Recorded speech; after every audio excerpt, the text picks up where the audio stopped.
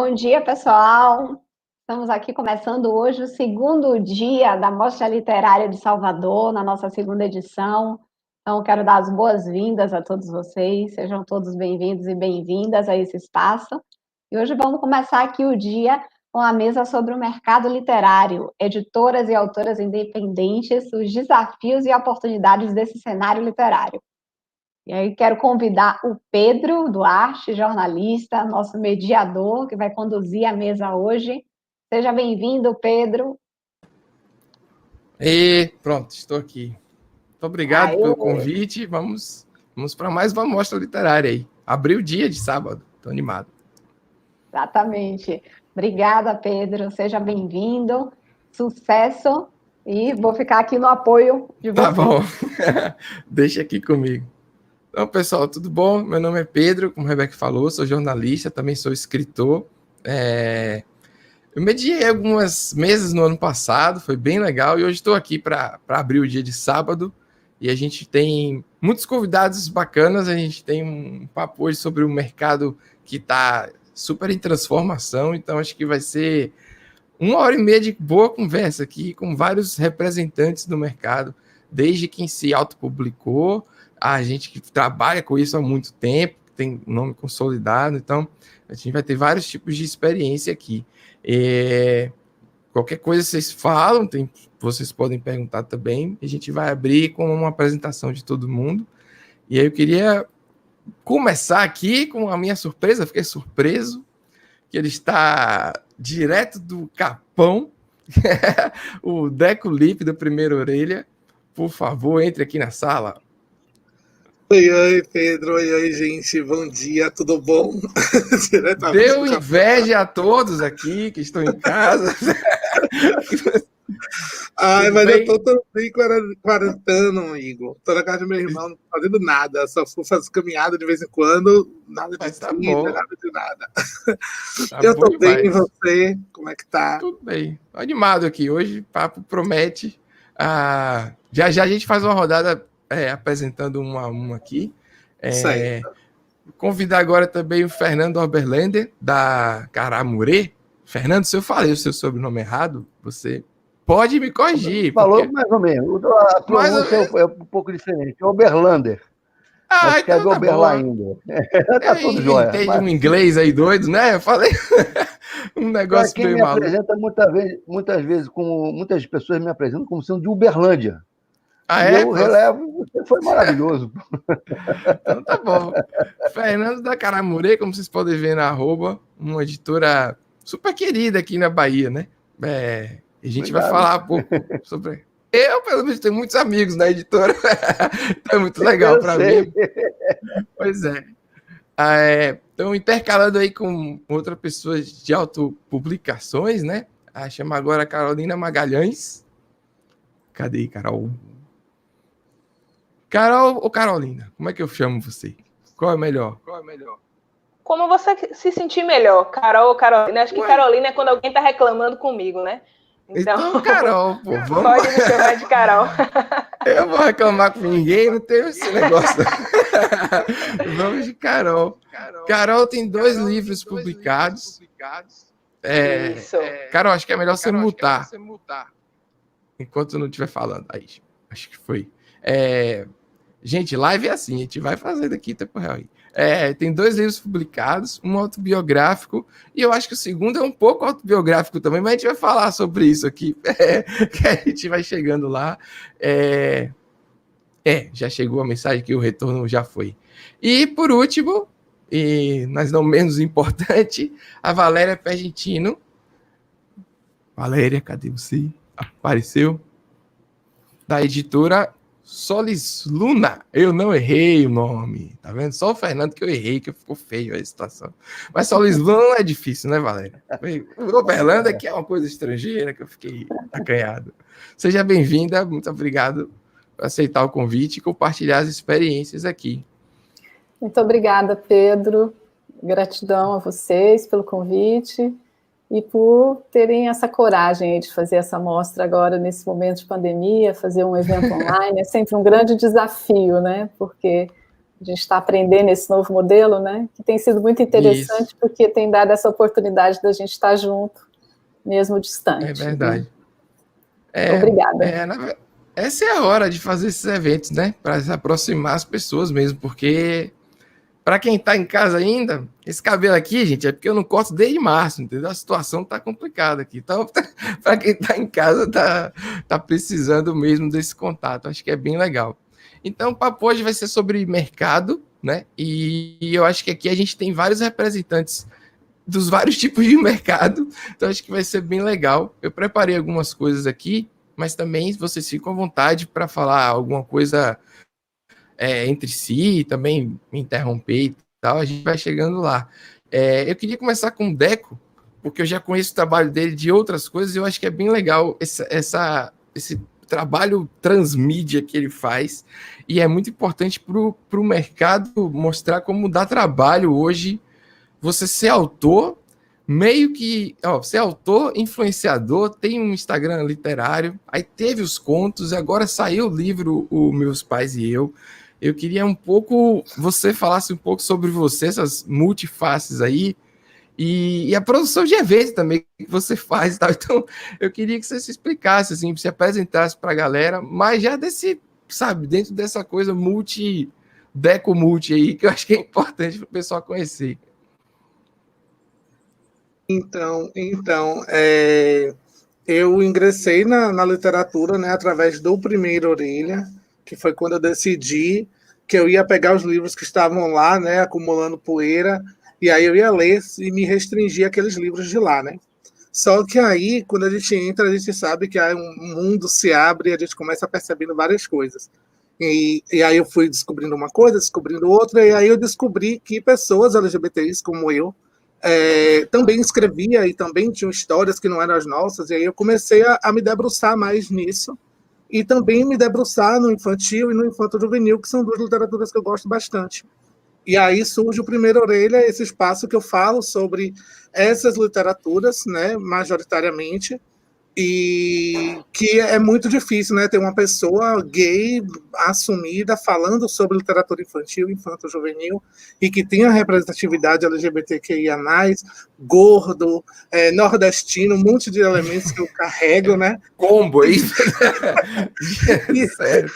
E aí eu comecei a perceber que dentro de Salvador a gente acaba que só existia os encontros, que era um clube de livros que as pessoas recebiam os livros das editoras quando a editora mandava os livros, e aí só aconteciam esses clubes na condição da editora mandar. E aí eu fiz, rapaz, a gente pode tratar de um monte de tema dentro da literatura, convidar pessoas que a gente tem aqui em Salvador, sabe? E fazer esse mercado, a gente se conhecer mesmo, se a gente tem essa possibilidade. E aí foi como veio o PO Convida, que era esse encontro presencial, e a gente fazia esses encontros, esse bate-papo, era muito legal, e espero que a gente volte em breve. Sim. E aí, nesse meio tempo de começar a entender como que funciona, uma colega, uma amiga, me convidou para organizar uma antologia de romances de época LGBTQIA+, né? Aí, que é o Amores de Outrora, que foi o primeiro conto que eu escrevi, que é o Amores Meus, que saiu nessa antologia. E aí eu descobri que eu também podia contar histórias. E aí, a partir daí, as coisas começaram a fluir de uma outra forma.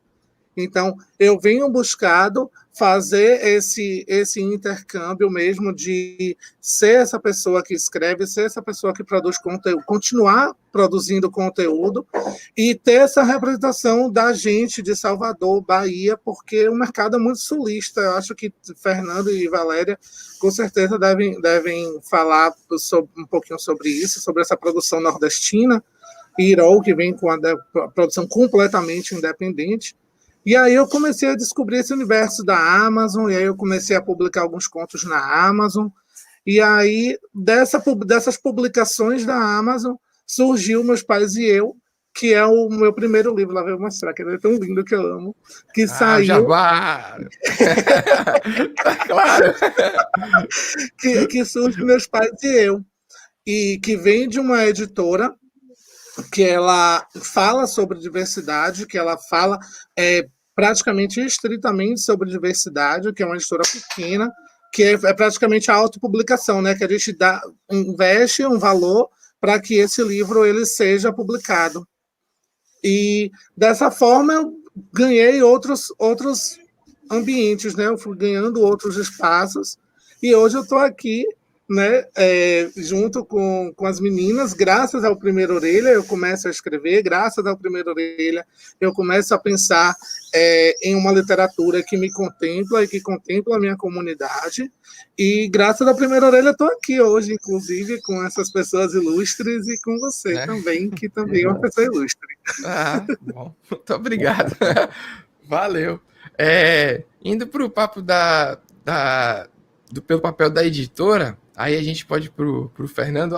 Eu falei que a Cara Moreira era muito querida, e é verdade, porque tem muitos amigos, já foi a muitos lançamentos da Cara Moreira, é sempre muito bacana. E eu sei que hoje o catálogo é quase 100% de autores daqui, né? E da Bahia, né? Não de Salvador, porque eu estou em Salvador, então falei daqui, pensando aqui, mas da Bahia em geral. Eu queria entender um pouco, primeiro apresentar um pouco da Cara Moreira, se você quiser falar da história, e entender esse lado dessa escolha por autores baianos, que eu acho que é muito bacana, é um espaço que todo mundo se sente confortável de apresentar um projeto, sabe? É um negócio muito bacana, eu realmente acho muito legal. Então, queria que você falasse um pouco sobre isso, assim, sobre a história da editora e sobre esse momento de autores baianos na casa. Bom, eu posso dizer que eu, por exemplo, não entrei no mercado literário de uma forma intencional, ou seja, eu acabei surgindo essa coisa de trabalhar com livros, né?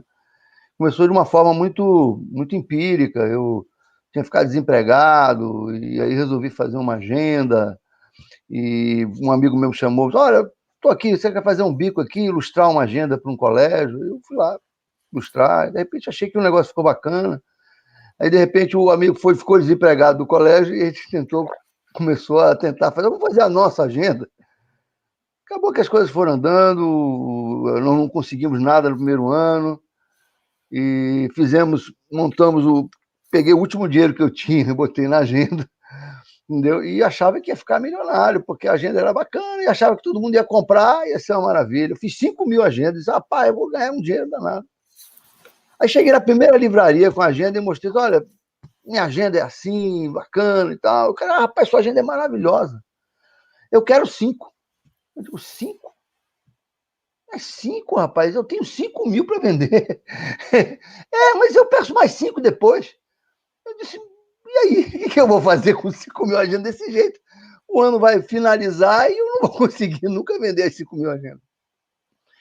Foi aí que a gente começou a fazer, eu comecei a ter que vender na rua. Então, o sócio, mais alguém, a gente começou a vender nos bares. E foi assim que começou um projeto chamado Agendação Almanaque da Bahia, que durou 5 anos, se não me engano, e tivemos a participação, era uma agenda só de baianos, e por isso que eu falei isso, entendeu? Hoje a gente tinha, várias pessoas deram texto, Carlinhos Brown, Ivete Sangalo, que ainda não era a Ivete Sangalo, deu texto, Manuel Araújo, Luiz Caldas, um monte de gente achava a ideia interessante e cedia o texto, e a gente tocou durante um tempo. Isso foi uma primeira publicação. Logo depois, eu inventei ter um jornal. Aí fiz um jornal chamado Soterópolis. Não sei se vocês aí mais jovens acompanharam, mas era um jornal que discutia cultura. Então a gente teve era um tempo assim onde você não tinha internet para essas discussões acontecerem, e as coisas acabavam que a discussão ficava muito da cultura, não aparecia, de políticas e práticas culturais. E o jornal acabou ganhando esse nicho de mercado. Enfim, sempre voltado para a Bahia, por mais que tivesse outras personalidades de fora, a Bahia estava em questão. Então, quando nós começamos a fazer livro, entendeu? A ideia era essa mesmo. Então, a gente tinha, os autores baianos tinham que ir para fora para poder serem publicados. A maior parte era assim. Então, dentro nesse espírito, a gente começou a fazer, vamos fazer livros de autores baianos. Nós não somos fechados aos outros autores, inclusive temos livros de outros autores de outros lugares. Mas a nossa missão é fazer livros de baianos, entendeu? E sobre a Bahia. Então, por exemplo, há 3 anos atrás, 4 anos atrás, eu cheguei no Rio e procurei, 5 anos atrás, exatamente, 2015. Eu cheguei no Rio, entrei numa biblioteca e vi que tinham 16 livros sobre história do Rio de Janeiro. A Bahia não tinha, na época, um. Entendi. Então, vamos fazer um livro sobre história da Bahia, que é preciso fazer, e aí começamos a fazer. Então, é por aí, entendeu? E é claro que a gente conta com o apoio dos autores, que trocam muito bem com a gente, principalmente da sua geração, que, como Paulo, como Breno, Ian, agora o Anderson, enfim, vários que a gente aposta muito nisso. Legal. Saindo da... Obrigado, Fernando. Saindo da editora, voltando para a autopublicação, eu queria falar com Carol, que não é Carolina, senão eu estou reclamando com ela, então, Carol. Eu achei muito legal a sua história e me pareceu algo... até como uma necessidade, assim. Eu estou lendo um livro aqui do Ray Bradbury, do Fahrenheit, tal, chegou da editora, eu estou lendo e não parei mais. Daí ele fala que escreveu a necessidade que ele tinha. Ele ficava sem escrever um dia, ele achava ruim, o segundo dia ele já estava achando tudo muito, muito estranho, e no terceiro dia ele se sentia um louco. E aí eu vejo que você contou a sua história no seu primeiro livro, e aí agora vem um livro infantil, mas que tem um pouco... talvez das suas brincadeiras e tal. Eu queria que você contasse um pouco dessas duas histórias, né? E de como é escrever, colocando tanto de você, né? Porque a gente lê e vai conhecer a sua vida ali, é uma exposição, né? E eu sei que todo autor acaba falando de si mesmo, né? Eu acabo falando de mim também. Mas o seu é claramente autobiográfico, então eu queria entender um pouco isso, assim. Como é que foi o desprendimento e a sua história no mercado? Bom, primeiro, obrigada pelo convite, né? É um prazer participar dessa mostra. Minha formação é publicidade, é design, então eu caí de paraquedas na literatura e foi basicamente uma imposição das pessoas, né? Começou dessa forma. Eu tive câncer de mama aos 29 anos e quando as pessoas me encontravam e eu contava a minha história, elas não acreditavam que eu estava com câncer, porque eu sempre estava com um sorriso no rosto, sempre continuei trabalhando, levando minha vida normal enquanto estava fazendo tratamento. E aí elas falavam, menina, mas você precisa escrever um livro, você precisa contar sua história para as outras pessoas, você precisa inspirar outras mulheres. E eu nunca tinha pensado em escrever, né? Eu achei que era algo muito distante da minha realidade. E aí eu comecei a anotar, a relembrar alguns momentos, e quando eu vi, eu tinha um livro, basicamente, na mão. E aí minha primeira ideia foi procurar uma editora, né? Só que eu completamente leiga e imatura no mundo literário. Busquei algumas editoras daqui de Salvador, não tinha noção de como era o processo de autor e editora. E um colega meu me ofereceu uma editora, enfim, eu tive um pequeno problema com a editora e ela não me entregou o livro no dia do lançamento, acreditem se quiser. Eu fiz um lançamento de um livro que não existia. E a partir daí eu fiz, rapaz, eu sou publicitária, sou designer, tenho um mínimo de noção de produção, eu vou fazer meu livro. E aí, junto com minha esposa, a gente editou o livro todo, diagramou tudo, entrei em contato com a bibliotecária para me ajudar, fiz todos os trâmites, né? Peguei código de barra, enfim. Quando eu vi, o livro estava pronto, mandei para a produção, para uma gráfica, e chegou para mim, eu percebi que era algo, no meu caso, por ter o know-how, né? Era algo muito mais simples. E esse livro, eu falo sobre dessa minha trajetória com câncer, foi minha primeira experiência escrevendo, e é um livro que eu tenho um feedback muito bacana, porque apesar de falar sobre câncer, né, eu falo de uma forma muito, muito pessoal, e as pessoas sempre me retornam dizendo, parece que eu estou conversando com você, parece que eu estou ouvindo você falar. E isso é bacana, porque a gente tem uma impressão de que a literatura é algo técnico, é algo que você tem que viajar numas histórias, e basicamente é você sentar para conversar com alguém, né? Como se você estivesse realmente contando uma história para alguém. E a partir daí eu comecei a gostar disso, de escrever, e conversando com... Eu tenho uns primos pequenos que desenham muito bem, inventam histórias, e aí eu me lembrei da minha infância, que eu desenhava muito, andava para cima e para baixo com o caderno desenhando, e aí eu perguntei a ele, a Arthur, né? Eu fiz, Arthur, se eu escrever uma história, você ilustra? Ele fez, ilustro. Eu fiz, pronto, então vou trazer uma história para você.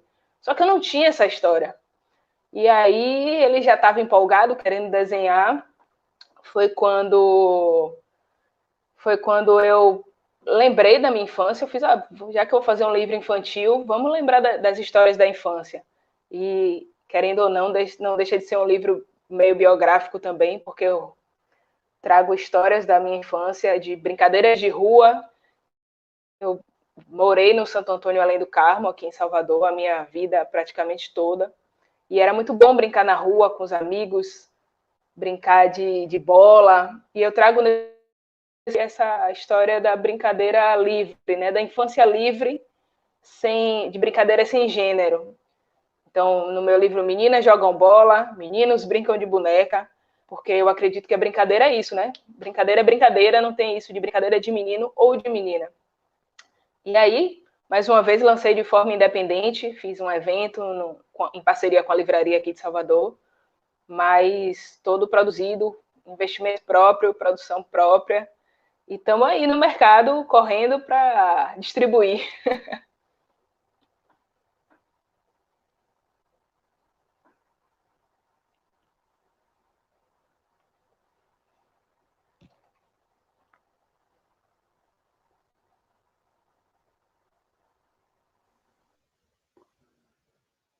Você está no mute, Pedro.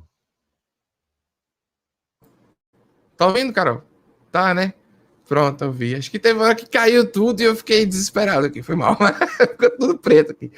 Mas é isso, cara. Muito bom. Depois eu queria voltar para você. Você quase roubou a minha outra pergunta, mas que é sobre esse processo de diagramação e fazer tudo sozinho. Mas depois a gente fala. Não adiante que temos tempo ainda aqui. E aí vamos para Valéria. Valéria que tem uma história diferente também na literatura, porque veio, pelo que eu entendi, veio de um projeto antes de outro trabalho, da parte de design e tal, e os livros são tratados dessa forma, assim, pelo menos o catálogo que eu tive acesso são peças de arte também, né? E eu queria um pouco que você apresentasse um trabalho da editora e contasse um pouco sobre esse equilíbrio, que eu acho que é muito bacana, e eu acho que o público brasileiro, de maneira geral, também gosta disso. A gente não... aqueles paperback, aqueles livros americanos, enfim, estrangeiros, que são bem baratinhos e bem ruins, a gente não consome muito aqui, a gente dá muito valor à capa, eu acho que é o projeto gráfico e tudo isso. E eu acho que tem ainda esse outro mercado de peças de arte que tratam as nossas coisas, no caso, na nossa identidade, com essa estética mais elaborada. E aí eu queria que você contasse um pouco como foi que surgiu, e você falasse um pouco das viagens para o exterior para mostrar isso, porque eu fiquei fascinado, assim, como se jogou, assim, de vez, sabe? Para mostrar essas coisas, eu achei incrível. Tenho vontade de fazer isso um dia, inclusive, traduzir aqui, pegar e botar na mala. Eu queria entender um pouco dessa aventura, assim. Então, é bem isso mesmo. A Solis Luna, ela começou com um escritório de design, mas sempre, desde o início, a nossa razão social foi Solis Luna, design e editora. E porque sempre foi, desde o primeiro momento, quando a gente abriu a empresa, a gente tinha a intenção de ter uma editora que, no início, era de livros infantis. Por causa do Enéas, que é meu sócio, que é designer também, Enéas Guerra, e que é ilustrador, e ele tinha muita vontade de ter um selo infantil para publicar alguns livros que ele tinha engavetado. Então, ele tinha alguns projetos já prontos, mas que estavam parados, e ele tinha muito desejo de colocar esses livros no mercado.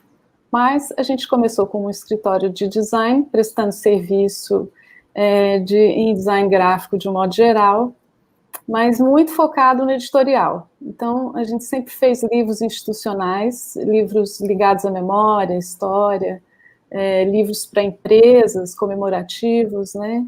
Livros que não vão para o mercado comercial, que não são vendidos, que são distribuídos como brinde. Então, a gente se especializou muito nesses livros que são muito complexos, que vêm apenas de uma ideia, chega o pedido que é uma ideia, eu quero fazer um livro comemorativo sobre 100 anos da minha empresa, né? E aí, a partir daí, a gente tem que criar esse livro, e aí tem todo um trabalho de pesquisa, de formação de equipe, e aí a gente se une a jornalistas, a fotógrafos e ilustradores, e monta essa equipe e desenvolve esse projeto editorial. Então, essa sempre foi o principal trabalho da Solis Luna ao longo desses 27 anos. Então, a gente tem 27 anos que a gente começou, e tem 10 anos, na Bienal do Livro de São Paulo, de 2010, a gente lançou um selo comercial. Porque, a partir do que a gente fazia livros, começou a existir uma demanda de autores, principalmente esses que já estavam próximos da gente, que já faziam trabalhos junto com a gente para esses projetos institucionais e que tinham seus originais que queriam publicar. E tinha os do Enéas, que estavam lá ainda, engavetados, que precisavam ainda ir para o mercado, né? Então, a gente colocou, em 2010, a gente foi bem ousado. A gente falou, como que a gente vai lançar esse selo? E aí a gente falou, vamos para São Paulo, vamos lançar lá. E aí montamos um stand, foi de uma ousadia, porque a gente não tinha ideia de nada, a gente só sabia fazer livro, mas a gente não tinha a menor ideia como era o mercado editorial, como que funcionava essa questão de distribuição, de venda, de fazer o livro chegar ao autor. Então, a gente foi com 16 autores baianos, com 16 livros, e lançamos esses 16 autores e esses 16 livros na Bienal do Livro de São Paulo de 2010. Foi aí que a gente começou a emplacar o selo comercial. Nessa Bienal, a gente conseguiu um distribuidor que começou a distribuir os nossos livros, que era um distribuidor de São Paulo, e abrimos muitos contatos ali, né? E começamos a fazer parte da Câmara Brasileira do Livro, e começamos ali a ampliar, porque a gente publica autores baianos, trabalhamos com temas ligados à Bahia, trabalhamos com temas ligados à identidade brasileira. A diversidade é a nossa marca, a gente trabalha com... A nossa identidade é a diversidade, mas a gente nunca quis fazer livros para vender só na Bahia. Então, a gente sempre teve o desejo de que os livros chegassem mundo afora. Então, esse era um pensamento bem de querer levar o que a gente faz aqui, que é tão rico, tão valioso, tão precioso, para todos os lugares possíveis, né? Era um pensamento ousado, assim, mas que é o que me move, assim. Eu, particularmente, tenho isso muito forte comigo, né? De que o que a gente faz precisa ser mostrado para o mundo mesmo, não precisa ficar restrito apenas ao nosso mercado aqui, até porque para uma editora conseguir vender aí as 5 mil agendas que o Fernando falava no início, a gente precisa ampliar essa distribuição, não tem jeito, né? Tem que ir para quantos mais lugares, melhor. Então, foi aí que a gente começou esse selo editorial e essa experiência também das feiras, né? Você quer que eu fale disso agora, das feiras internacionais? Eu acho que pode deixar para depois. Então, eu fiz uma pergunta multi para você, né? Devia ter guardado, mas também é porque estão chegando perguntas das pessoas. Acho que é legal a gente já colocar o pessoal para falar, né? Então, chegaram 3 aqui. Eu enxergo muito mal, apesar do óculos, eu continuo sem enxergar. Então, me desculpem aqui a situação. A primeira pergunta da Carolina Guimarães, que pergunta para Fernando. As perguntas são para Caramore. Toma aí, Fernando. Já está aqui na tela, graças a Deus. Muito obrigado, que agora eu não preciso ler a letra pequena. Os textos publicados pela Caramore são voltados para qual faixa etária? E ama o espaço no shopping. Shopping bar, obrigado. A gente nem falou do espaço, né, Fernando? Pô. São 3 espaços. A gente tem um shopping bar. Eu só vou lá. Tem no shopping bar, tem no Salvador Shopping, agora tem no Parque Shopping. Tá? Legal. Agora, Carolina, obrigado por você gostar do espaço da gente. E, na verdade, a gente não tem livros voltados para uma faixa etária. A gente procura pensar nichos de mercado. Então, a gente sabe se tem livros para crianças, tem livros para idosos, tem livros para... Na verdade, a temática que a Cara Mulher usa é livros por prazer. Então, os nossos livros são livros para quem gosta de ler, para quem quer ler, quem tem prazer em ler. Então, dentro dessa perspectiva, é o que a Cara Mulher... o pessoal chega lá no shopping e pergunta, você não tem autoajuda? Eu digo, não. Você não tem livro técnico? Não. Eu tenho livro de quem gosta de ler. Então, quando a gente vê um projeto editorial que tem essa... Pode ser até um livro mais, como exemplo, um livro de história, mas tem que ter um prazer em ler aquele livro de história. Entendeu? Num livro de gráfico, livro de autoajuda, essas coisas a gente não vende e não faz. Até que tem demanda para fazer, mas a gente acha que o nosso gancho é esse. Até porque a gente acredita, entendeu, que desde 2010 para cá, quando nós começamos, em 2011 nós começamos a fazer o selo Cara Mulher, apesar da editora ser mais anterior. Tá? A gente percebeu que a tendência do mercado editorial era você ter diferenciais e buscar nichos de mercado. Então, quando eu disse a vocês que eu queria fazer livros de baianos para baianos lerem, significava o seguinte, eu queria que nossas pessoas reconhecessem os nossos autores. E isso, dentro de um volume pequeno, já era uma grande coisa, ou seja, ninguém vendia livro para os baianos. Eu chegava nas escolas, eu chegava nas conversas, e as pessoas não conheciam os nossos autores. Então, a estratégia da Cara Mulher é justamente começar por aqui. Então, a gente procura ser uma editora que privilegia esses temas e esses autores, e claro que se expande, acaba se expandindo, mas o primeiro passo era esse, dentro da estratégia da gente. Entendeu? Era focar no mercado, porque chegava um autor, mas eu tenho que ir para uma editora nacional. Eu digo, eu sou uma editora nacional, eu sou residente na Bahia, a Bahia faz parte do Brasil. E eu falo de uma identidade baiana, e a gente vende para os baianos. Então, isso passa a ter diferencial. Ou seja, o que adiantava o cara ser autor baiano e estar com um livro numa livraria longe se ele não tinha divulgação? O mercado funciona um pouco assim. E agora, eu acho que muito mais. Porque agora a distribuição ela passa por um processo de renovação. Inclusive com esses eventos de Amazon, de tudo isso, né? Todo mundo pode tudo, né? Então, vai ser muito mais fácil você regionalizar, entendeu? Sabendo que você tem possibilidades hoje de botar numa plataforma dessa, como a Amazon, ou aquele estande virtual, e chegar a todo mundo.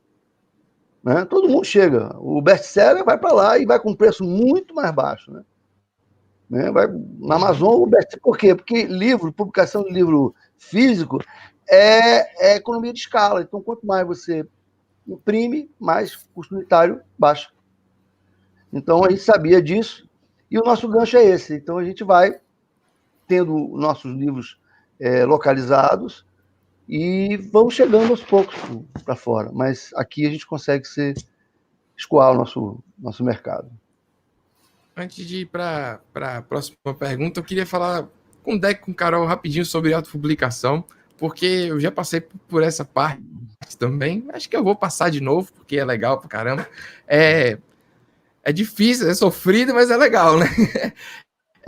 Eu queria só atualizar, eu fiz o meu primeiro livro, foi um financiamento coletivo, né? Depois esse livro foi comprado pela Leia, os direitos desse livro. Ainda assim, a minha grande... Sei lá, o meu grande momento foi quando a gente fez sozinho, e aí veio todo aquele trabalho que eu queria falar com o Carol depois, de diagramação, de fazer orçamento com gráfica, e a gráfica entregava um livro colado no outro, aí verniz, não sei o quê, um monte de coisa que a gente não sabe, porque a gente vai escrevendo e não tem noção do trabalho posterior, né? Tinha revisão, aí padronização de texto e tal. Eu queria um pouco das experiências de vocês, né? Da Carol, porque fez aí na versão impressa, que é mais custosa, né? Logo de cara. E o Deco, porque tem um lance de que o feedback, né? O retorno que você tem de um conto qualquer coisa digital é praticamente imediato, principalmente se for um conto que é mais curtinho, então a pessoa vai ler, no outro dia tem lá 5 estrelas, amei, 1 estrela, amei também, você fica, meu Deus, é muito, eu queria falar com vocês sobre essas duas coisas, né? Primeiro, esse trabalho da Carol de ter investido mesmo financeiramente, como foi essa aberta, e o Deco depois sobre essa relação do retorno quase que imediato da parte digital, né? Dos contos inicialmente. Acho que agora me expliquei. Vamos lá, Carol. Bom, pro autor independente, né? Tem algumas dificuldades. Primeiro é investimento. Você precisa ter dinheiro para investir, porque, como o Fernando falou, você precisa produzir uma escala maior para o custo poder cair. E, além do investimento, tem também o problema da distribuição, né? Você, como autor independente, as pessoas procuram primeiro as livrarias, né? Quando buscam livros. E nem sempre as livrarias estão disponíveis para receber autores independentes. Em sua maioria, não estão. Meu primeiro investimento foi de meu pai. Ele viu meu desespero depois que eu lancei o livro que não existia. E ele falou, veja quanto é, e eu vou bancar essa primeira produção. E aí eu comecei com 100 livros. E fiz orçamento em gráfica. Isso também porque eu tenho esse conhecimento, né, de produção, de diagramação, mas para quem não tem, acho que se torna um pouco mais complicado ainda, porque você precisa terceirizar esse serviço, contratar pessoas, e eu, enquanto designer, também um pouco exigente, quando vinha da gráfica, eu fiz, não é assim, tem que fazer de tal forma, um pouco detalhista no processo, né? Mas depois desse primeiro investimento também, eu consigo hoje rodar o livro, né, sem precisar reinvestir, ele já roda sozinho, mas é um trabalho difícil de buscar distribuir, de estar na livraria, de ter um site próprio para venda, de estar na rede social o tempo todo batendo nisso, porque é algo que depende da gente botar para andar, né? A gente não tem uma editora que está responsável por enviar esse livro para os grandes centros. Então, é um trabalho de formiguinha mesmo, mas é gostoso. Eu gosto. Eu fico buscando alternativas, né, para fazer essa distribuição. E é isso. Gostei do problema da distribuição, né? Que a gente estava falando antes. Antes da gente ir, tem mais perguntas aqui. Eu queria só que o Deco falasse sobre a experiência dele, né? Por esse processo também, né? De revisão, acho que de leitura também. Como é que foi? Primeiro com os contos e agora com um livro que vem físico na mão, que é outra história também, né? Eu acredito. Sim, a publicação, quando a gente vai para o digital, né, eu acho que ela democratiza a possibilidade de pessoas que a gente sabe que o custo para poder publicar um livro que não seja de forma tradicional, tendo uma contrapartida, como a Aurora falou, como ela produziu, né, sozinha, tem gente que não consegue alcançar porque existe essa contrapartida de verba. E quando a gente entra e publica as nossas histórias, sejam contos, novelas ou livros, enfim, séries dentro de uma plataforma digital, a gente tem essa autonomia, né? A gente vê que a gente tem pessoas como você mesmo, que fez independente e que depois a Leia comprou. Então, assim, é um lugar que, na verdade, a gente é visto, né? A gente chega, às vezes a gente não consegue chegar em grandes espaços, e a gente, quando consegue fazer essa publicação de forma digital, a gente tem esse retorno. E quanto mais a gente tem essas pessoas que nos leem, que, tipo assim, quando você falou, né, que a gente publica uma coisa hoje, aí chega amanhã, já tem, 3 avaliações, 4 avaliações, independente da avaliação, significa que as pessoas estão nos lendo. Então, assim, isso dá uma ignição para que a gente consiga seguir e motive a gente a continuar escrevendo. Então, a Amazon, onde eu publico os meus contos e as minhas histórias, ela possibilita essa distribuição, né? Porque a leitura, ela ficou... eu me rendi à leitura digital, depois que eu, na verdade, voltei a ler por conta da leitura digital, e depois que eu descobri esse universo, que eu me rendi. Então, isso me possibilitou a também ter essas histórias publicadas, que não inviabiliza qualquer tipo de qualidade, porque eu acho que quando a gente se propõe a colocar uma história para que outras pessoas consumam, é necessário a gente ter essa responsabilidade. A responsabilidade... Cortou? Oi? Cortou para vocês também? Ou só para mim? Tá tudo bem aí? Ah, então é a minha que tá ruim. Desculpe, Deco. Você eu só ouvi na parte que você falou que não modifica a qualidade e que dá mais visibilidade, na verdade. Sim. Isso, porque assim, a gente precisa, a pessoa que escreve, ela precisa ter consciência de que ela está colocando uma história no mundo. Sim. E que se a gente não tem uma responsabilidade, se a gente não tem, por exemplo, quando a gente fala de um lugar que não é o nosso lugar de fala, que é preciso ter uma leitura sensível para que quando as pessoas forem as protagonistas ou qualquer outro tipo de representação que fuja do nosso lugar de fala, a gente precisa ter esse cuidado para que elas não sejam atingidas de forma ruim, né, negativa. A gente precisa ter tudo isso, a revisão, a gente precisa ter uma independente, a gente precisa ter uma diagramação legal, a gente precisa ter uma capa bonita, principalmente uma capa bonita, né? Porque eu acho que hoje em dia tem coisas que as pessoas acabam sendo compradas pela capa. A gente acaba, às vezes, a pessoa nem olha qual é a sinopse, sabe? E não vê nem qualquer que está se tratando a história, mas tem uma capa que ela é apresentável. Então, assim, quando eu me propus a entrar nesse universo, eu já cheguei com toda essa preocupação, né? E quando a gente tem esse retorno, que as pessoas avaliam, e que as pessoas, a gente passa a conhecer, que, por exemplo, a minha história que originou o meu livro, ela veio de um conto da Amazon que eu publiquei. E depois que eu continuei a escrever, que eu submeti a uma editora que é independente também, que tem essa contrapartida. Então, assim, a publicação digital, você fazendo como qualquer uma outra publicação, requer muita responsabilidade, porque a gente está lidando com pessoas e quando sai da gente, a gente não tem mais controle de quem vai ler e quem é atingida. Então, esse negócio do controle, quem vai ler, acho muito engraçado. Você publica achando que tem um nicho pequeno e a distribuição faz assim, tem uma pessoa que nunca te viu na vida. Não é porque achar que você conhece na internet, mas é uma pessoa que nunca viu, eu acho muito legal. Tem pergunta aqui para as editoras, para a gente intercalar rapidinho. Cadê, gente? Meu Deus. Muito obrigado, vocês são ótimos, que eu não consigo enxergar nada.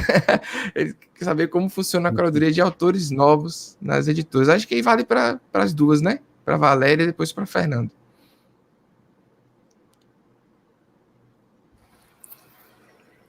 Então,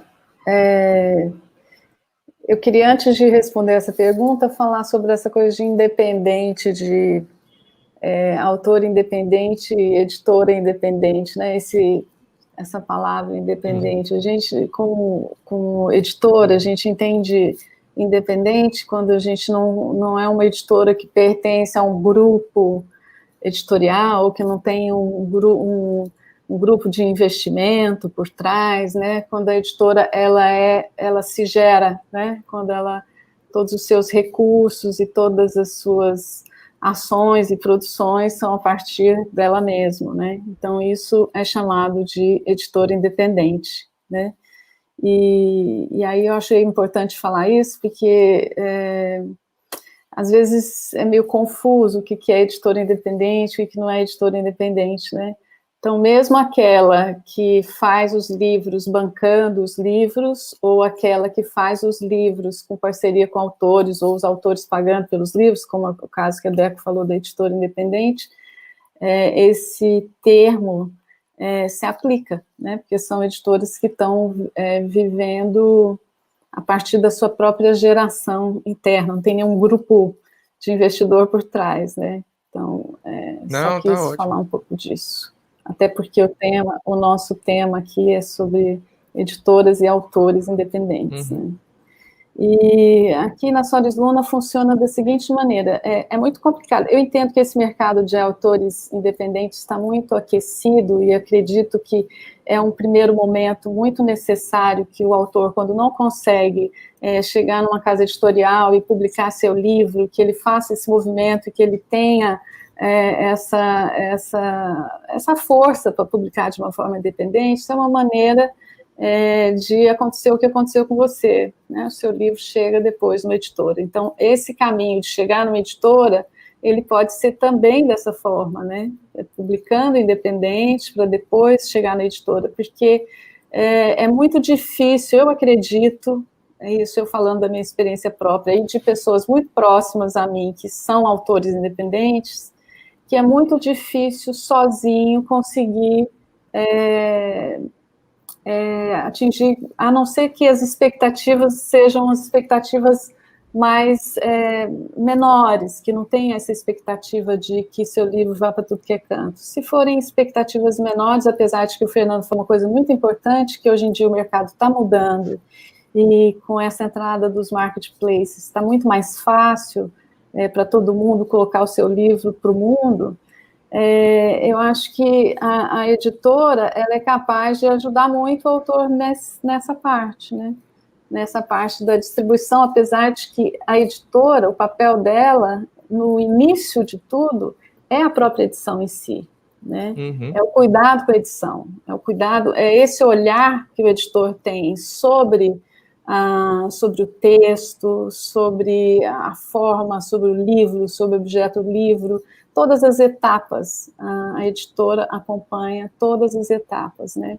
Então, a editora é um olhar importante para o autor, no sentido de perceber coisas que o próprio autor não está percebendo no seu texto.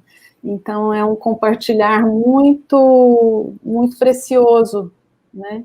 Então, eu vejo que o lugar do editor é um lugar, é uma profissão antiga, né? Muito antiga, a profissão do editor, porque tem esse papel importante junto ao autor, né? Às vezes é uma lente de aumento em cima. Não, até compartilhar, porque depois eu tive o livro por uma editora independente, como você fala, que não é uma editora multinacional como a Leia, foi o Pipoca e Nanquim, e o trabalho de edição foi muito mais legal em termos muito mais próximo de mim, né? Então, isso é uma coisa que eu acho que é interessante para caramba. Às vezes a gente quer, o escritor, né, o autor quer algo gigante, e às vezes o algo gigante, ele é meio que mais pelo status, mais pelo sonho, entendeu? E às vezes o trabalho de uma editora, de Fernando, você tem uma questão de pode pegar seu livro e tornar ele melhor, que para mim é o mais importante, né? Que a história fique melhor, mais bem contada. Eu só queria dizer, parêntese do seu parêntese agora. Diga, Débora, quer fazer Diga. Só aproveitando o que a Valéria falou, a gente hoje, que vem, por exemplo, do digital, para fazer uma publicação que de forma tradicional, a gente tem, o mercado está tão diferente, ele está dando tantas possibilidades que, por exemplo, uma prova é que a Elaine Baeta, que é uma escritora, que ela mora em Salvador, mas ela é do interior daqui da Bahia, e a Elaine Baeta, ela tinha um livro dela, que é O Amor Não É Óbvio, publicado no Wattpad, atingiu um número gigantesco de visualização e de avaliações, que a galera Record, né, do Grupo Editorial Record, viu a obra, pegou o direito da obra e publicou, e foi o livro mais vendido da galera Record em 2019. Elaine Baeta, ela uma menina lésbica que veio do interior da Bahia, publicou de forma digital no Wattpad, e uma grande editora viu, pegou e transformou o livro dela, e ela hoje é uma das mais vendidas do Grupo Editorial Record, né, que é a galera Record. Então, assim, o mercado, eu acredito muito que, assim, é preciso a gente também estar antenado nessas pessoas que estão vindo desse universo digital, para que a gente tenha também essa possibilidade, que abra também essas portas, sabe? Um outro exemplo é Juan Julián, que é lá de um bairro que é distante no Rio de Janeiro, que publicou na Amazon, foi mandando o PDF para perfis que têm perfis literários. Aí a gente foi lendo, todo mundo foi publicando. Ele publicou numa editora pequena, independente. No ano passado, esse ano, a editora, a Galera Record, viu, pegou a história dele, republicou agora com uma continuação, e aí saiu ontem o número que ele vendeu na pré-venda, mais de 1.300 livros, em um livro que muita gente já tinha lido, que veio também desse PDF que ele foi mandando. Então, assim, é um mercado que ele hoje tem vários braços, e a gente precisa também estar antenado e olhando que esse movimento dentro da internet está existindo, para que a gente abra essas portas, né? A gente tenha esse olhar que está aí, existe e tem espaço hoje para todo mundo, e são pessoas LGBTs produzindo histórias LGBTs e que estão ganhando esse mercado aí, vendendo horrores. Isso, e isso é muito legal. Só para terminar, porque eu não consegui responder a pergunta de como que os autores chegam na editora, né? Porque a pergunta era como os editores, como que é? Curadoria. Como funciona a curadoria de autores novos na editora, não é isso?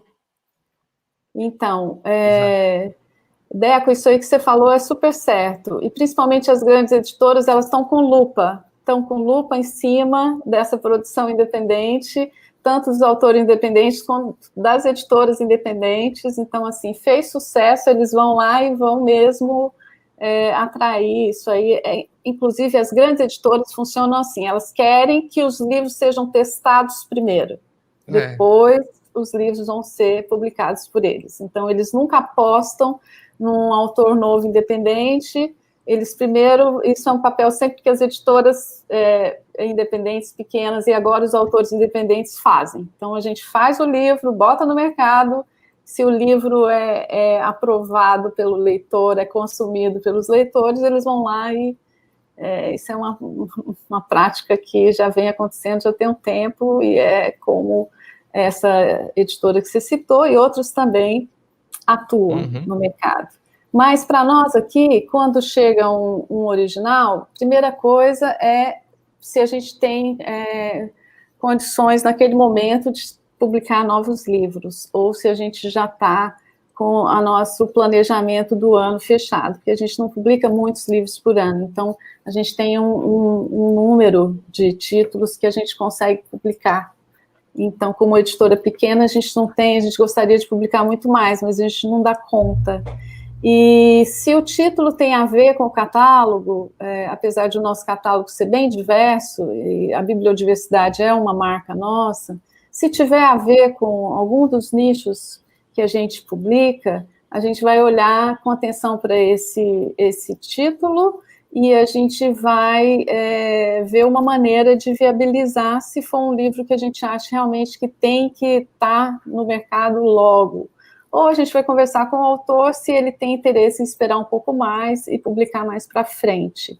Mas se é um título que a gente sente que é importantíssimo de que se publique logo, a gente vai ver como viabilizar.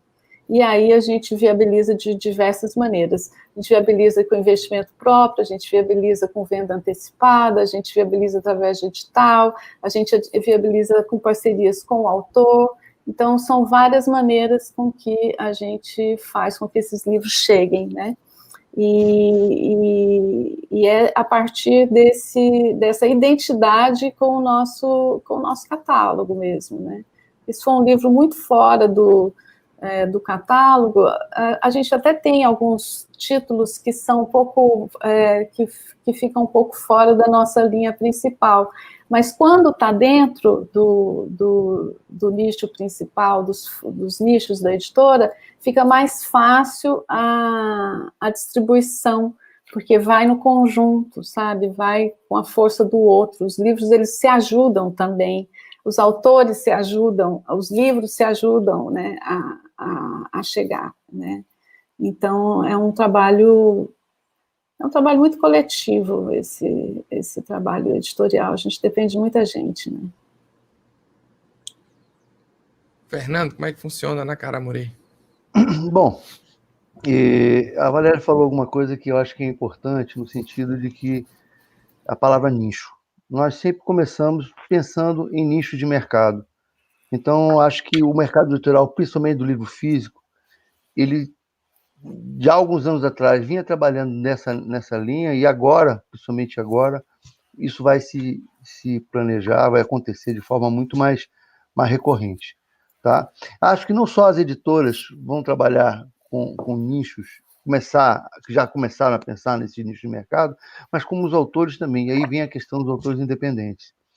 Outro dia eu estava conversando sobre essa questão do literatura negra, literatura LGBT, que como rótulos de literatura, né? E que as pessoas dizem, mas tem algumas pessoas que ainda pensam, literatura é literatura, tá? Mas se você for raciocinar, por exemplo, Castro Alves, quando falava sobre a literatura abolicionista lá no século XIX, ele tinha uma pegada muito própria e muito atual, e dentro de uma situação muito localizada. Isso era literatura. E hoje é o maior poeta do Brasil, tá? De todos os tempos. Então, a validade desses mercados, do mercado LGBT, do mercado de literatura negra, mostra que os autores estão ou seja, eles querem comunicar coisas, sentimentos, emoções para um grupo de pessoas. Isso é muito importante. Isso, se você for avaliar nisso, transpor isso para a linha do mercado, isso é uma coisa, já uma evolução na postura do autor, e muitas vezes, não, eu penso pela inspiração, e a inspiração eu sou soberano nisso. A necessidade do autor de ter que colocar a sua realidade, viver a sua vivência, ele vai fazer um nicho de mercado. Deixa eu terminar, viu, Deco?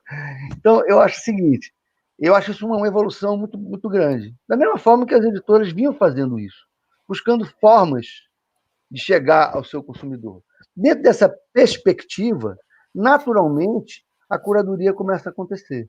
Ou seja, eu sofro muito quando tem um monte de livros que chegam, livros bacanas, livros lindos que chegam na editora, e por conta dos estandes que a gente tem, há uma procura muito grande disso, as pessoas dos mais variados textos e tipos acham que a gente tem que publicar, que a gente pode publicar, só porque nós temos uma visibilidade dentro do shopping, então as pessoas passam, acham os livros bonitos, não, esse cara tem que publicar meu livro, aí manda, conversa, e vai, enfim.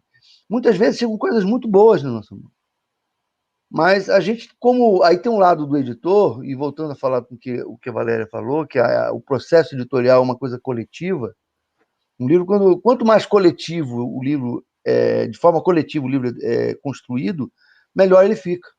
Então, começa pelo texto, depois o editor vai trabalhando isso com o autor, depois passa para a diagramação, para a ilustração, todo mundo trabalha, e a coordenação disso é o editor que faz, que vai pensar também na parte comercial, que vai pensar na parte de distribuição, essa centralização no papel do editor. Eu costumo dizer que o editor tem um papel muito cruel, porque ele coordena tudo isso e não aparece. Tem o nomezinho dele lá no expediente, e ninguém sabe o que o cara faz, entendeu? Ou então ligam para você, olha, eu quero editar um livro aí, quanto custa para imprimir tantos? O cara está com o livro pronto, entendeu? E acha que eu tenho gráfica, e que ele está com o livro todo prontinho, e chega para a gente para imprimir, só não tenho gráfica, eu faço edição. Mas meu livro é ótimo, se o seu livro é ótimo, mas você já fez ele, por que você está procurando uma editora? Vai procurar uma gráfica. Entendeu? Isso acontece muito, entendeu? Porque a gente não reconhece, ou seja, a sociedade não reconhece esse papel do editor como uma pessoa que vai concentrar todas as informações, a questão do texto, a questão da ilustração, a questão do mercado, a questão de orientar para um nicho de mercado, a adequação ao mercado. Né? Eu tenho uma história curiosa de um autor muito conhecido na Bahia que me trouxe uma novela, inclusive a pedido meu, que eu queria uma novela dele, e a proposta era de fazer isso para vender para a escola, né? Então, para vender para a escola se adotar e tal. E aí ele fez o livro, essa novela é maravilhosa e tal, pai, me deu para mim, para eu ler, eu comecei a ler e tal, mas a novela era muito boa, o texto era muito bom, mas começava com o pessoal que estava tomando uísque, fumando. Eu digo, eu vou vender isso para a escola como? Não vou vender, o texto é lindo. Entendeu?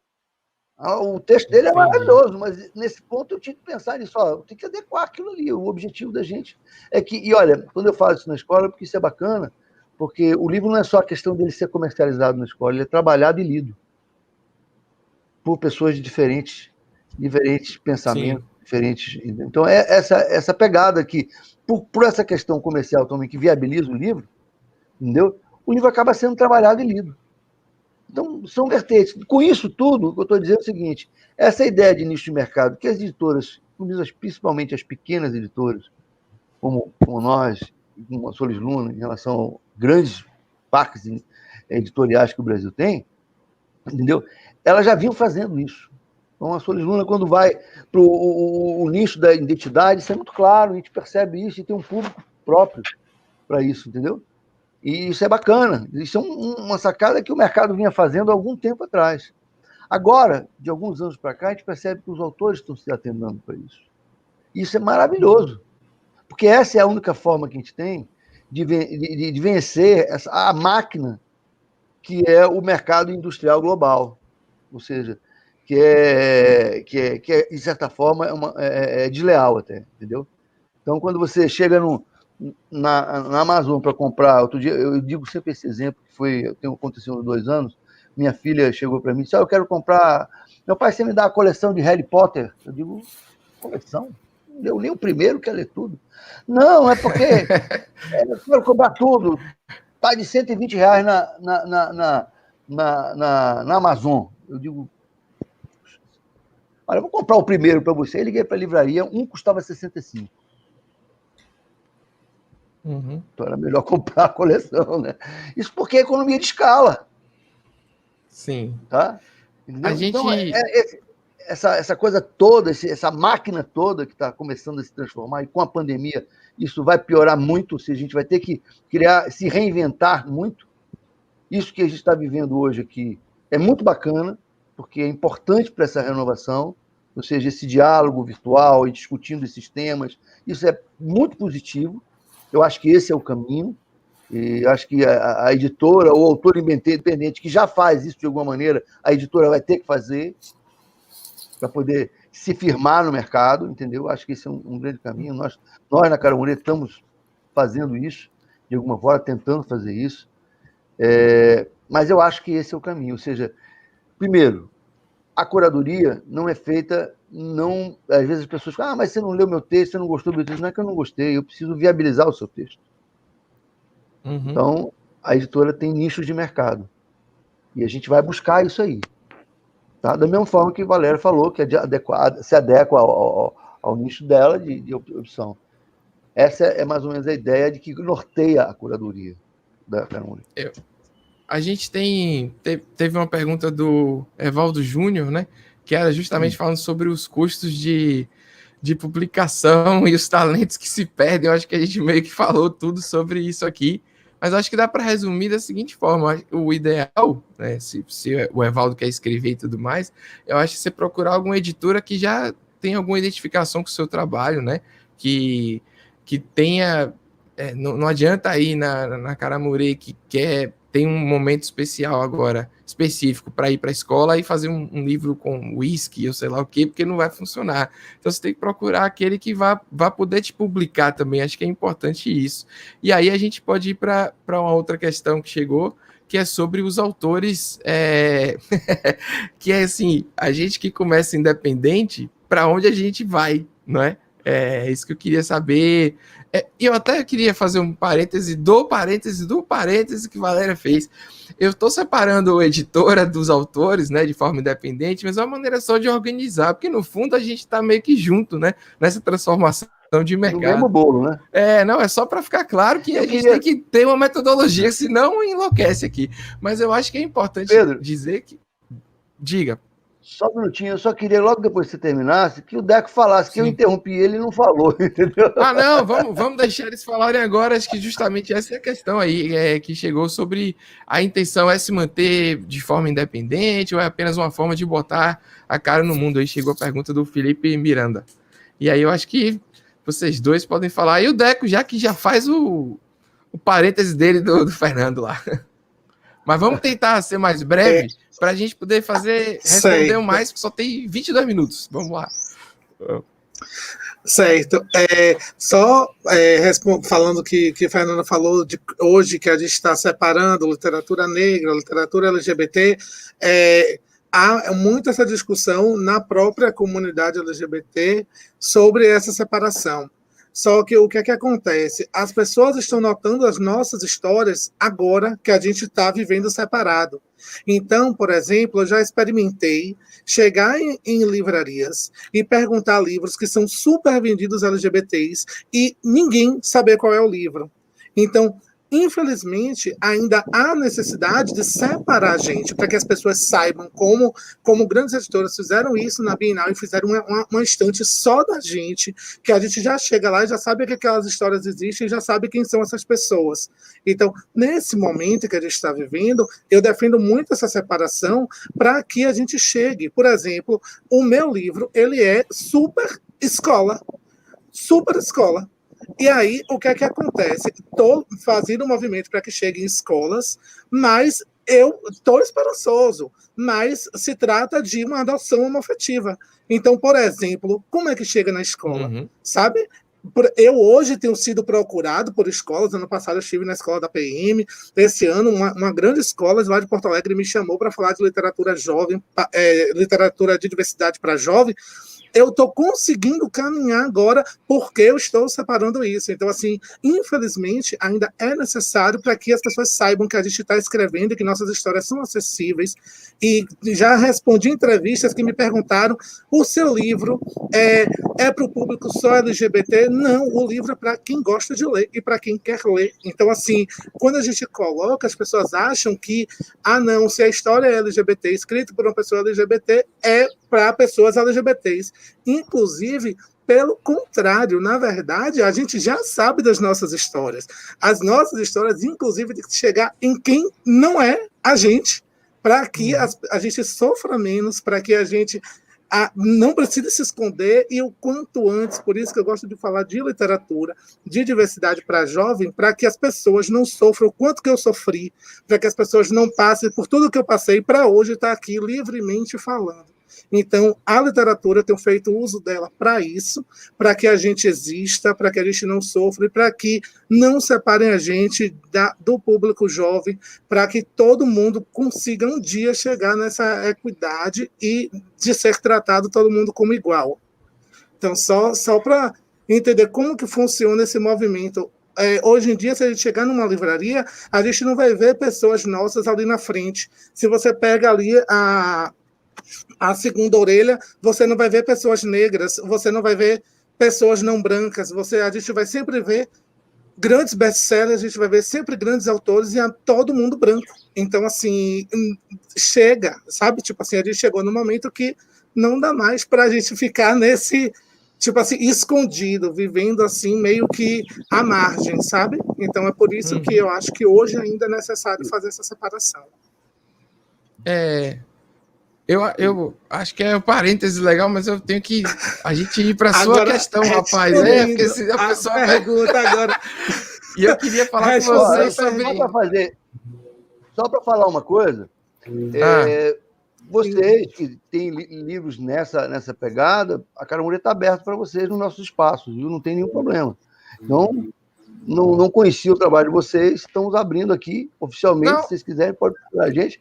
E a gente está lá vendendo o livro de vocês com o maior prazer, com o maior carinho. Então eu vou fazer um negócio aqui rapidinho, que é o seguinte: da primeira edição da mostra, a gente fez uma mistura grande de muita gente que não se conhecia e hoje está aqui junto por causa da primeira edição. E eu acho muito legal isso, porque a gente não está aqui falando especificamente de nichos, assim, então a gente mistura todo mundo. A gente vai se conhecendo aqui, é muito legal. Desde Valéria, que começou com livro institucional, a você com LGBT, a Carol, que é uma coisa mais autobiográfica. Eu acho que é tudo meio que misturado, acho que é bem legal.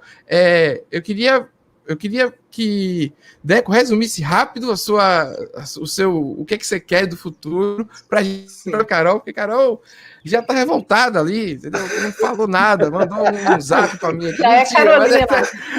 Já é Carolina, já, entendeu? Mas é porque a gente foi num parênteses, deu uma volta e a gente não conseguiu ouvir ela. Bora, Deco, vamos lá, rapidão. Eu acredito assim, que se a pessoa, ela pode submeter a história dela a editoras como a Caramurê, como a Solis Luna, que está aberta, que quando abre, né, a possibilidade de receber originais e de fazer essas publicações via e sendo, de fato, a pessoa que escreve, né? Porque a gente, quando faz a autopublicação, o UROL, fazendo tudo, o UROL é melhor para falar sobre isso, a gente acaba sendo a própria editora, né? Porque é design, é isso, é aquilo outro, então o UROL vai falar sobre isso. Então, assim, eu acredito que, assim, submete ao originais a editoras, que você acredite, que dialogue, pesquise a editora direitinho, que dialogue com sua história, com o que você acredita. E caso, por exemplo, eu quero muito publicar, faça a sua revisão, procure pessoas que preparem seu texto direitinho e pode também publicar na Amazon. Então, eu acredito muito nesse viés, assim. Varol. Inclusive, Carol, vou te interromper aqui. Mentira, tô brincando. Vai lá. Bom, a primeira coisa que eu procurei foi uma editora, né? Então, eu acho que eu fui mais para o outro lado com a editora.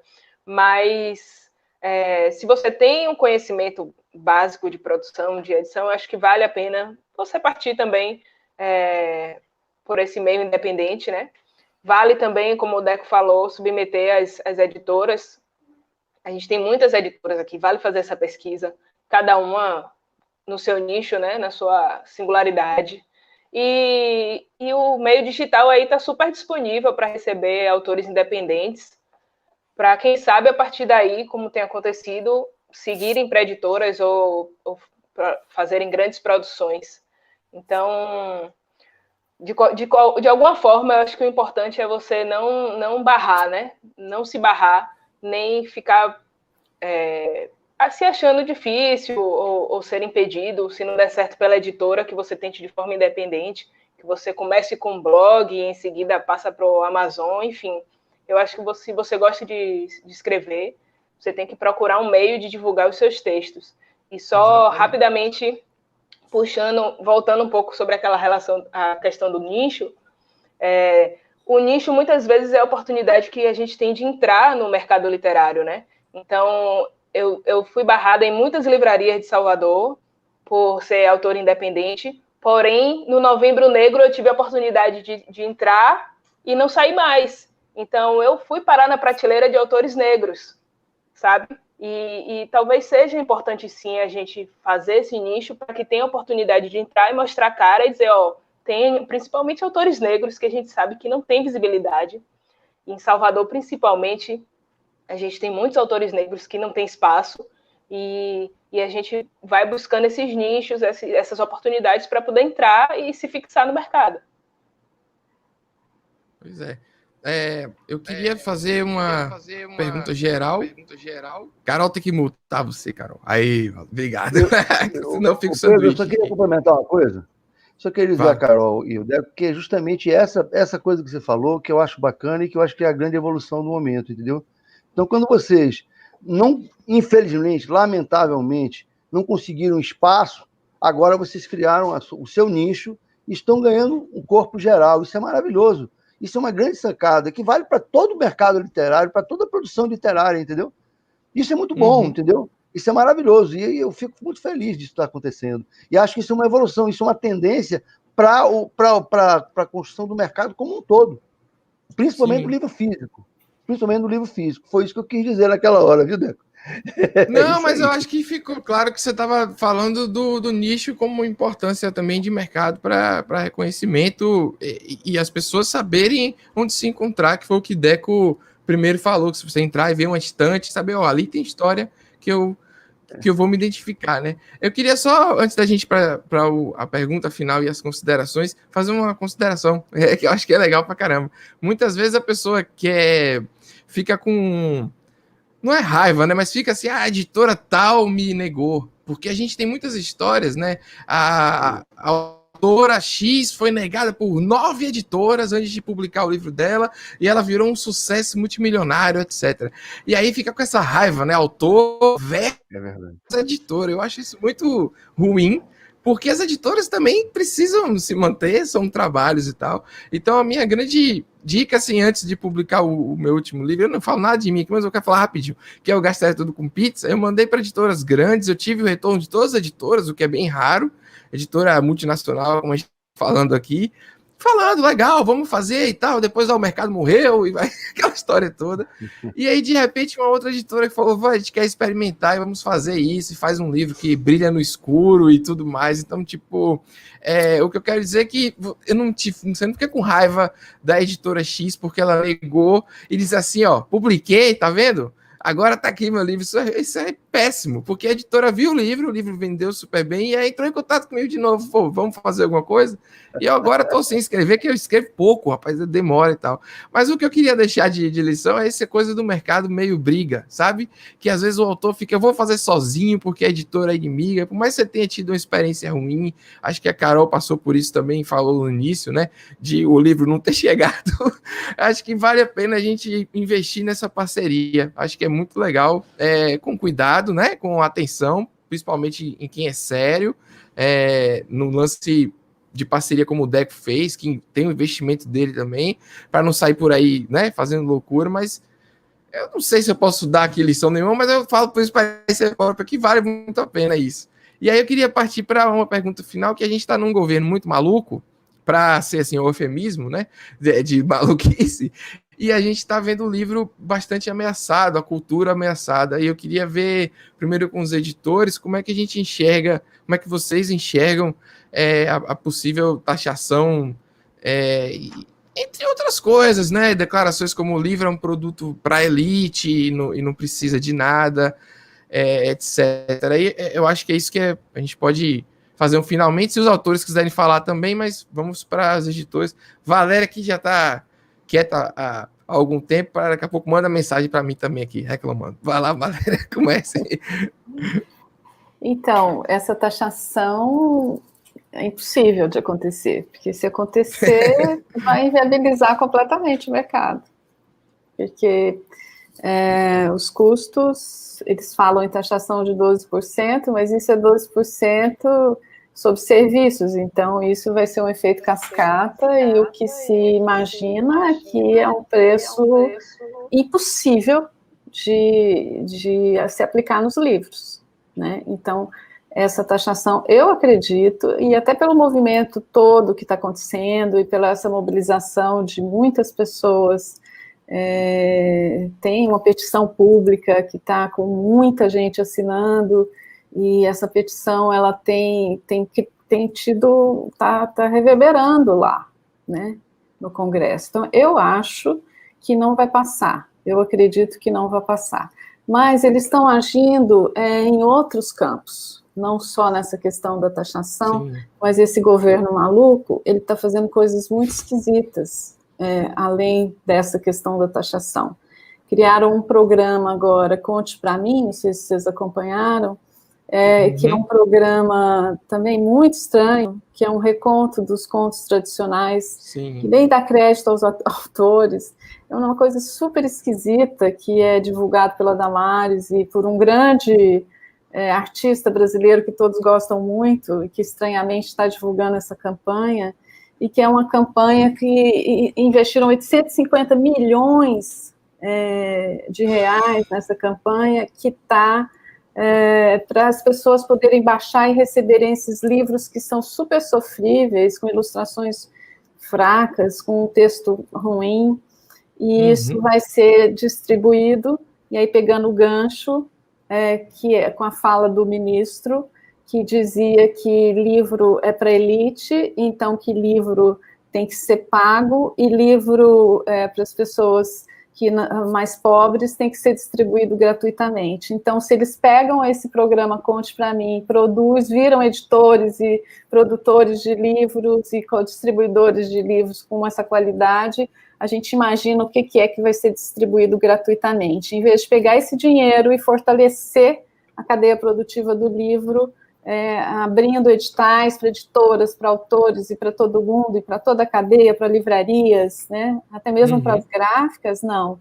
Eles fazem um investimento dirigido com uma coisa completamente nada clara e transparente, e é esse o livro com essa qualidade que é distribuído gratuito, e ao mesmo tempo dizendo que vai taxar o livro que é produzido por essas editoras que estão aí na luta há um tempão, e esse livro é para a elite. Então, eu discordo completamente dessas ações do governo, nesse sentido, que são super incoerentes e não se justifica em absolutamente nada, porque o livro não é para a elite, o livro é para todos, ele carrega a história da humanidade, o livro é o objeto, é um dos objetos mais antigos e que carrega toda a nossa história da civilização, e é impossível de achar que um produto como esse é um produto que pode ser tratado como outro produto. É um bem cultural e que é direito de todos, e as pessoas têm o direito de escolher aquilo que elas vão ler. Elas têm o direito de poder comprar o livro. A gente tem um carrinho de livros que circula aí pela cidade, e esse carrinho nos mostrou que tem muitas pessoas que nunca puderam comprar livros, e que no carrinho chegou e comprou o seu livro pela primeira vez. Então, as pessoas têm esse direito de ter acesso ao livro que ela quiser escolher, né? Isso é um direito de todos, né? E eu acho que, em vez de taxar, eles deviam apoiar para que o preço do livro seja mais acessível. Ao invés de aumentar, era o contrário, né? E fora que essa cadeia produtiva imensa, se sofrer essa taxação, vai ser toda comprometida. Então, muitos empregos que são gerados vão estar comprometidos. Então, é um completamente incoerente, inconsistente e inviável essa taxação. Valeu, Valéria. Falou tudo de uma vez aí. Já podemos encerrar. Tchau. Muito obrigado a todos. Não, mas eu concordo também. Fernando, quer fazer alguma consideração também?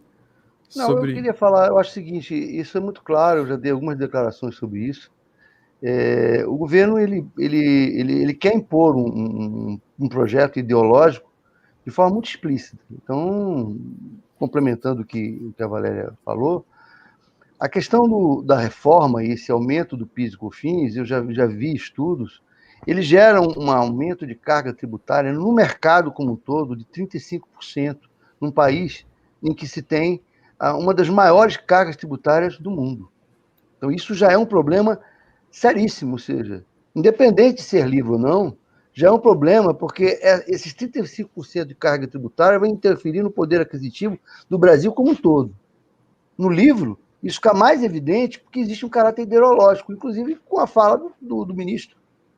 Então, quando o ministro fala aquilo, ele diz, olha, isso aqui é um projeto ideológico. Nós vamos taxar o livro para os ricos e para os pobres a gente vai fazer o livro que a gente quer. Então, é ideologia mesmo, isso é terrível, isso é catastrófico, entendeu? E é por isso que eu acho que iniciativas como essa sua são fundamentais dentro desse novo projeto de livro, ou seja, de mercado de livro. Para nós, o gerar o conteúdo do livro como objeto não vai bastar. Eu acho que as editoras vão ter que começar a gerar conteúdo, vão ter que trazer conteúdo para a sociedade, inclusive desmistificando essa ideia de que o livro tem que ter esse viés ideológico, ou seja, desconstruindo esse viés ideológico do livro. Então, eu acho que em breve as editoras sérias todas vão começar, e as pequenas e as grandes, vão começar a ter que fazer isso, ou seja, mostrar o conteúdo do livro pela internet. Isso nós já estamos fazendo. Então, já me despedindo, né, porque agora a gente vai se despedir nisso, eu queria parabenizar vocês por essa iniciativa que é correta e dar um spoiler para vocês, né? Nós da Cara Mulher estamos lançando no dia 1º de novembro, que vai do dia 1º a 8 de novembro, a Felica, Festa Literária da Cara Mulher, que vão acontecer com mais de 40 horas de lives na internet, na nossa plataforma. Então, vocês estão convidados a assistir, entendeu? Vai ter muita gente que você conhece lá, Pedro. A curadoria é de um amigo seu, Breno Fernandes. Eu acho que eu tô também. Mas... também, né? Vamos lá. Então, quer dizer, porque Breno passou várias coisas, mas enfim, eu não queria dizer, antecipar isso. Mas estão todos convidados a participar, vai ser um evento bacana, entendeu? Tem muita gente boa já confirmada. Tem 2 homenageados que eu acho que são importantes. Um é o poeta José Carlos Capinã e o outro, o jornalista João Carlos Teixeira Gomes, que nos deixou esse ano. Todos 2 são autores nossos, mas todos 2 têm uma importância nacional para a literatura brasileira, tá? Então, tá bom. Vamos em frente, vamos na resistência. Esse mercado do livro, cada vez mais a resistência, entendeu? Temos que lutar contra esse conceito ideológico que está sendo implantado. Gente, muito obrigado. Deco, foi um prazer. Carol, um prazer. A Cara Moreira está aberto para os seus livros. Fala outra vez, é só procurar a gente que te bota o livro nos estandes para melhorar a distribuição. Valéria, que já conheço. Um grande abraço. E não, vocês ninguém vai embora, não. Também. Não, estamos ouvindo, vamos ficar aqui, a gente vai tirar a foto virtual aqui, vai rolar. Vai ter a foto virtual.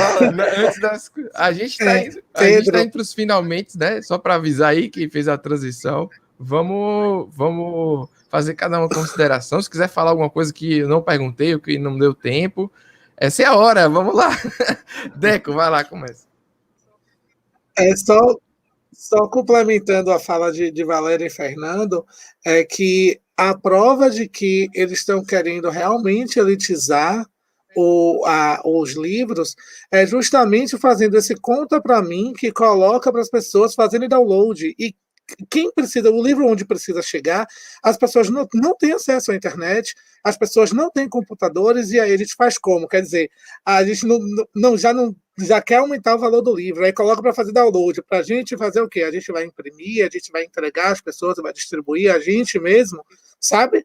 Então, assim, é tão absurdo tudo isso que está acontecendo que eu fui procurar até quem era a figura que a Valéria falou, que tem um artista aí muito querido, eu estou aqui procurando quem é essa figura para achar. Esse artista, vai dar boca aí, Valéria. Fala logo que o artista... Valéria não joga no ventilador, já no ventilador. Fala logo, rapaz. É Toquinho. É Toquinho, ele que canta, né, a música da campanha. Pois então, assim, é só complementando isso do tipo assim, ou seja, eles estão... enquanto existem outras formas de divulgar, as pessoas estão colocando para a gente fazer o download, né? Que download de livros que, inclusive, já estão aí, domínio público, que já tem na internet, e eles colocando mais do mesmo, na verdade. Né? Não está viabilizando de forma alguma. Um pouco do conteúdo também, mas é isso. Vamos nessa. Aí, só aproveitando, agradecer também aqui a todo mundo que esteve aqui, a Fernando, Valéria, Carol, você, Pedro, e as meninas da organização, Rebeca, a Lore e a Lina, que está aí também, a gente juntos fazendo esse momento acontecer.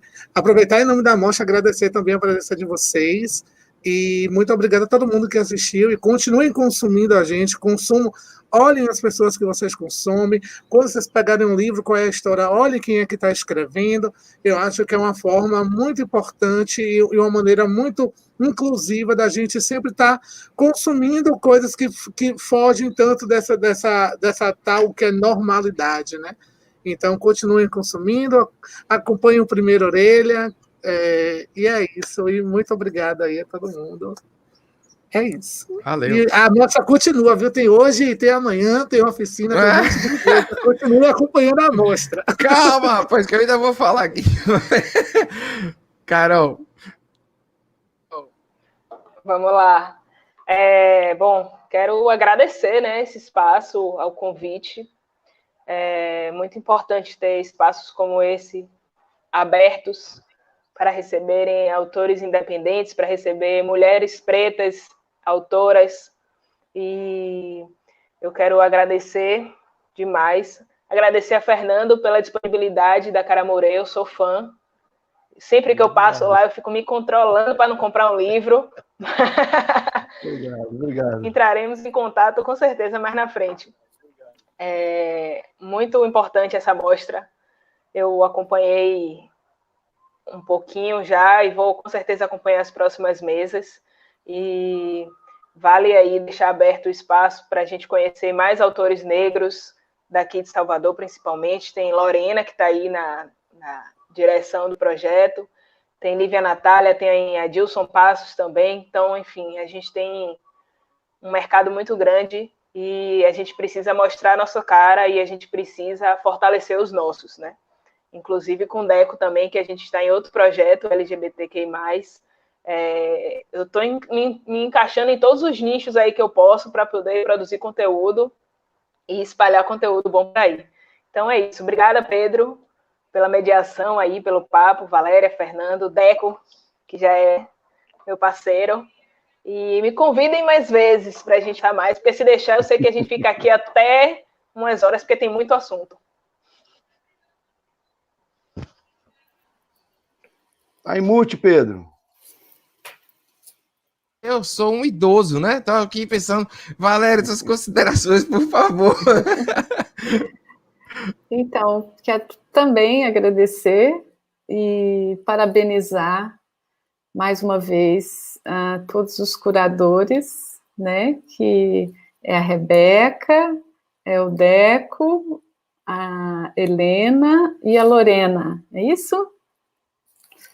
Então, obrigada a vocês, muito bonita programação, diversa, alegre, e estou muito feliz de estar aqui, de poder participar dessa mesa, de poder falar do que eu mais gosto, que é falar de livro.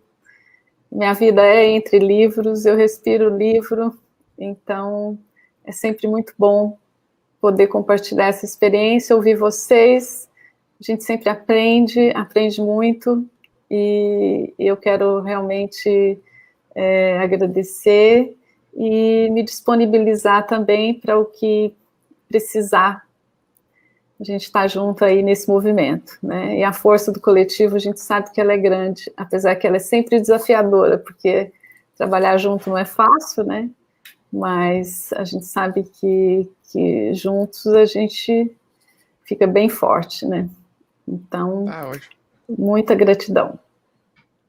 Queria agradecer vocês todos aqui, né, por terem aceitado o convite, a Rebeca também, que é o Deco, a Lorena, todo mundo está organizando, por terem me convidado mais uma vez para mediar uma mesa. Eu sempre acho que dá para tratar de coisas sérias, mas sem ser sisudo, sem ser chato, sabe? Então eu acho que a gente pode rir até dos erros aqui, meu microfone multado, etc. Porque eu acho que isso faz parte desse momento que a gente está vivendo. Aqui é a minha casa, né? Tá todo mundo meio que em seus ambientes, então para trazer, a gente falou de coisas importantes aqui, histórias muito diferentes, mas pô, o Fernando que começou com agenda lá atrás, cada um com uma coisa muito distante assim, diferente um do outro.